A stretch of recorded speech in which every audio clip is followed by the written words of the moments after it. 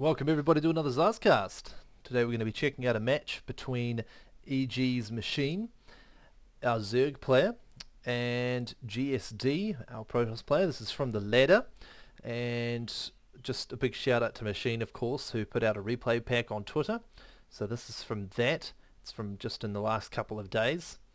And this, of course, is on Antigua Shipyard, and this is the ladder version, so we do have the gold bases on each side. Apologies from me that I haven't put a ZASGcast out in the last couple of weeks. I've just started studying again, and I know excuses are slack, but I've been busy, so hopefully now that I'm in the routine of it, I can do it at least once a week. I'll try and do two, but hey, no promises. No burning me alive if I don't do it. And, I mean, let's get stuck into it and see what happens. We've got Machine in our left side of the map and GSD spawning on our top right corner. Fairly good map for Zerg with our easy takeable third here. Of course, the same thing goes for Protoss. They've got a very easy to take second, but defending a third can be quite difficult for a Protoss player. So I want to say in the beginning, definitely a little bit favouring towards Zerg this map, but as the game goes on further and further, it gets harder and harder, because for a Zerg to find a fourth, outside of here, there isn't a lot of option, and this can be really hard to take unless you have the Protoss player pushed right back.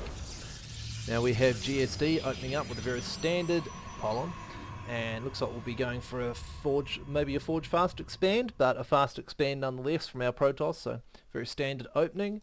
Machine, we'll see if he's planning on doing the same. Maybe he's going to go for an early pull and put some early aggression on to try and cause maybe a deny the fast expand from GSD.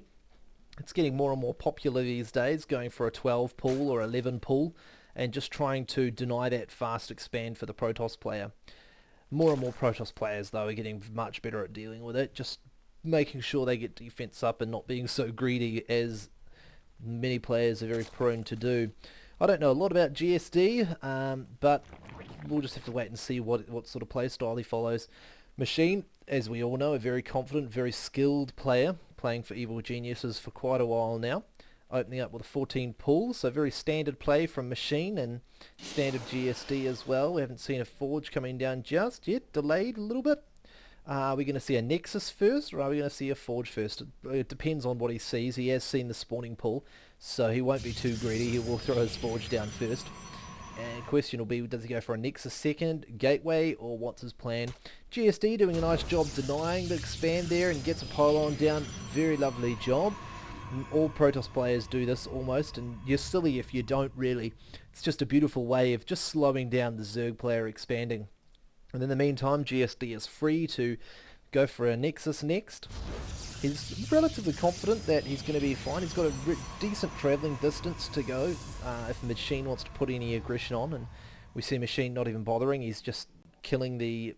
He's going for a fast third, in fact. So, look, fine, you're going to block my second, I'll take a third, which is a good option. You haven't got the minerals to throw both down right away anyway, so just do as you can, and GSD just continuing to protect that pylon at all cost. So, we'll see Machine throw out a few Zerglings. Yep, 4 coming out just to deal with this, and he does get the snipe off on the probe with his drone with 7 health left. In the meantime, Machine did scout the space up here. He's seen everything that's going on. He's seen the photon cannon about to go down, so he's not going to do anything too crazy right now. Machine doing a good job right now, getting his overlords in place. He's sending this one up here so he can scout from this angle later.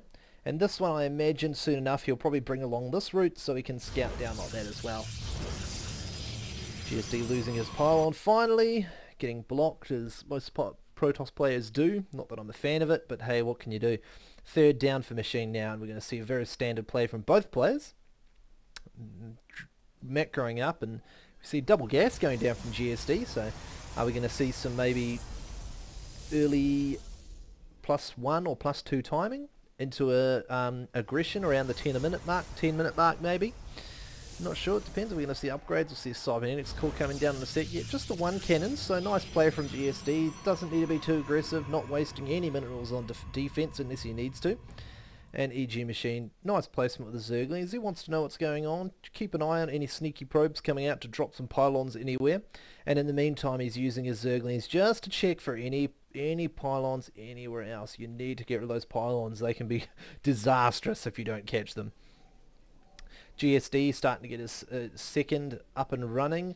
Both players fairly even. I mean, yeah, okay, 5 behind for Zerg, but you expect that with a fast Forge first, fast expand from a Protoss player, because they're chrono boosting like crazy on probes at the beginning. He is beginning to save his chrono boost up now, so what's he planning on doing? I'm not sure if he's planning on chrono boosting out an upgrade. He hasn't started yet. He's not chrono boosting his cybernetics warp gate research. He's not chrono boosting units.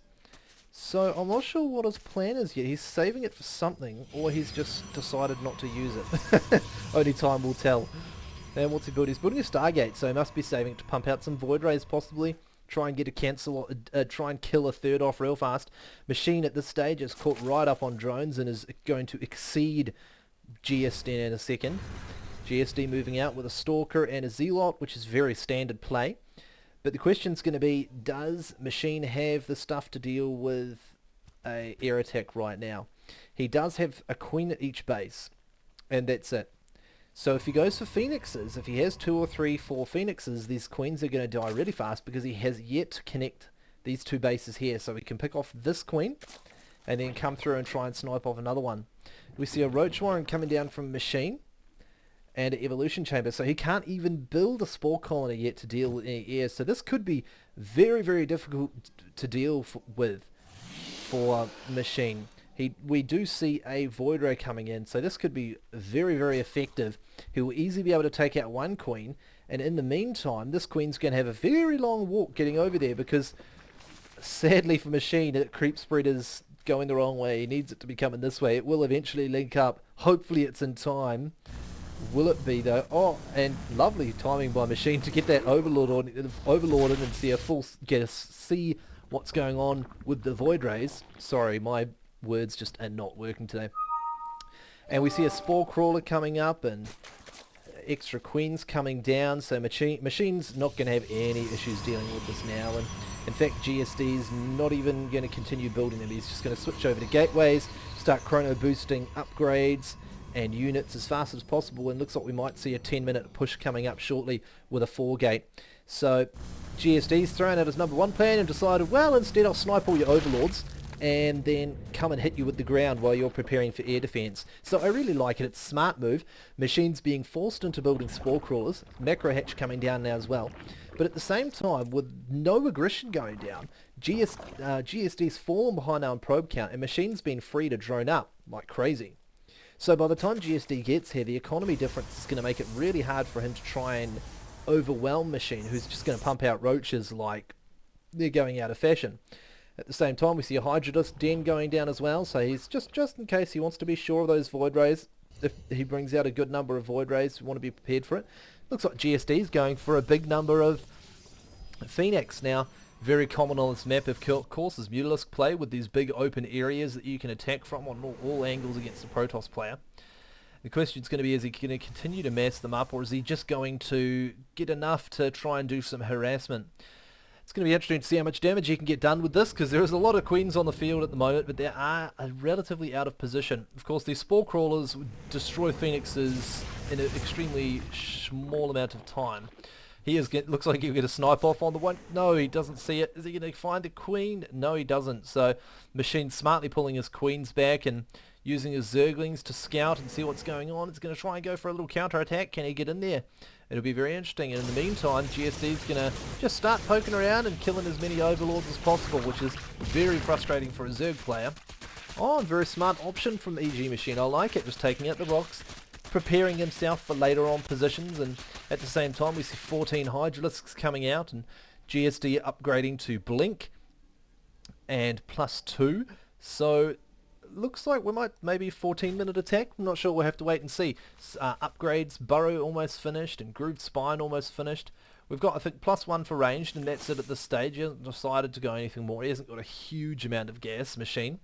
So is he going to try and play defensive, or, I mean, you've got these units, you might as well use them for something. I'm always a fan of using units if you've got them. So hopefully we see Machine use these and start pushing out, and now we see +2 finally coming up for Machine. Both players are supply blocked, which is always awesome to see. It makes us not as pros feel a bit better when we see that. And at this stage we're seeing a robotics bay come down, so we're going to see a standard Colossus play incoming. Is GSD going to attempt to get a third up and running? We'll have to wait and see. He looks like he's going to try to, but of course with this burrowed Zergling there, it's going to make life difficult. We do have a robotics bay around somewhere, and for some reason GSD's building 2 robotics bay. Has he forgotten he built one already? Is he wanting to upgrade 2? Or is it just a safety measure? I don't know, but that's an interesting choice. And he's going to find out that this is Zerg. Oh, it's burrowed. I can't plant it there. Where's my detection? Oh, it's all the way back here. Joy. And Machine just taking out that. And at this stage, Machine has an astronomically large lead. GSD hasn't got a huge number of warp gates. He's on, what, 5, 6, 7. So he can produce, but Machine's at 200 out of 200 already. His capacity to produce is massive. So this should be overwhelming enough to just walk straight through GSD, to be honest. He's going to easily deny the third while GSD's, well, deny it. He hasn't even got there yet, so no chance of a third going down. GSD's going to try and mass up some units now. He's got 1 Colossus, but it hasn't got range yet, so Machine should be able to fairly easily take this out. He brings it Overseer very smartly, and, oh, lovely wall off with our friendly force fields from GSD, but still these Hydralisks have such long range they're able to keep keep damage going on in these production facilities. And beautiful force field once again, just continuing to push those units back. So that was very well done by GSD. I was expecting a lot more damage done from Machine, but realistically GSD definitely came out on top with some lovely force field placements. And he's still got a lot of energy left on those 4 max energy sentries. So Machine forced to pull back just for a second, restock his units. Of course, at the same time, GSD has a sneaky couple of pylons sitting here for some extra harassment. Maybe we'll see some DT harass or just some Zealot harass later.